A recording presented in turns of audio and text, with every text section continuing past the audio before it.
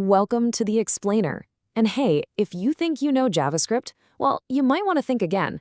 Today, we're going to dive into how the language has totally changed, making it way more powerful and a lot more intuitive than it used to be. Seriously, the JavaScript of today is a completely different beast from what it was just a decade ago.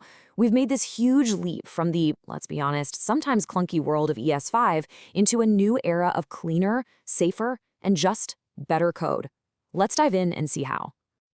So here's the plan. We're going to break this down into 4 key areas. First, we'll look at smarter ways to handle variables. Then we'll check out the cleaner syntax for functions.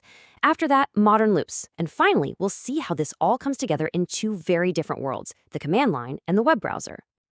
Okay, first up, let's get right into the absolute foundation of any program, how we store our data in variables. So you remember the var keyword, right? For the longest time, it was all we had. But it had these quirks, things like its weird scope and a behavior called hoisting that could lead to some real head-scratching bugs, where variables would act like they existed before you even declared them. And then, everything changed with let and const. These guys bring a whole new level of predictability. The big deal is their block-level scope, which just means they're locked inside the nearest set of curly braces.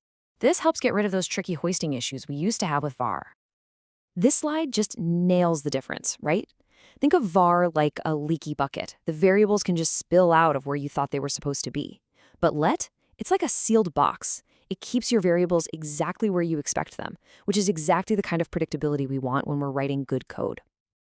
So what's the takeaway? It's actually a super simple rule for writing modern JavaScript. Always start with const. If you find out later that you need that variable to change, then you can switch it to let. And var? Yeah, we can pretty much let that one fade into the history books.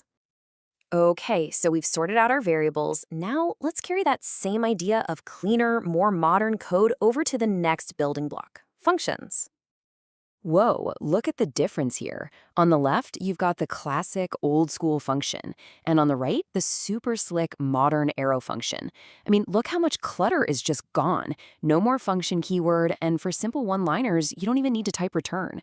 It's just so much easier to read.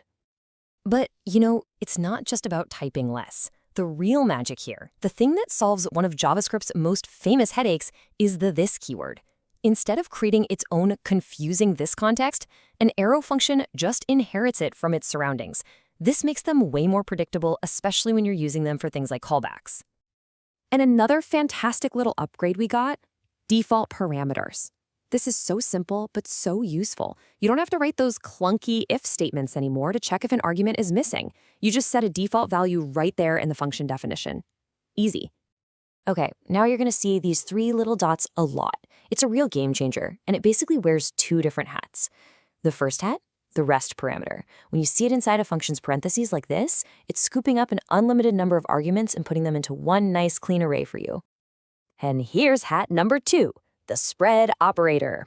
It does the complete opposite. When you use it in a function call or to build a new array, it takes an array you already have and, well, it spreads the items out into individual elements. It's super useful for all kinds of things. All right, let's talk about loops. Are you still typing out for let I equals 0 and managing counters by hand? Well, guess what? There are much cleaner ways to go through your data now. When it comes to modern iteration, we've got a couple of really great options. First, there's the for of loop. This is your versatile, all-purpose tool that works on pretty much anything you can loop over, like an array or even a string. Then you've got for each method, which is a special method designed to work specifically on arrays. So what's the real difference? Well, it all boils down to control. For of is your flexible friend. It can loop over almost anything. And, this is huge, you can use the break keyword to jump out of the loop early if you need to. For each, on the other hand, is laser-focused. It's going to run a function on every single item in an array, no matter what. You can't stop it once it starts. Okay, so we've got all these awesome new tools in our toolbox. But the big question is, where do we actually use them? Let's talk about the 2 main worlds where modern JavaScript lives and breathes. First up, you've got the command line interface, or CLI. You can think of these as the workhorse scripts, the tools for developers running right in your terminal, all powered by something like Node.js. They're perfect for things like automation or processing files behind the scenes. And in that world, the secret sauce for getting input into your CLI apps is this thing called process.rgv. It's basically just an array that grabs everything you type into the command line, which makes it super easy to pass information to your scripts.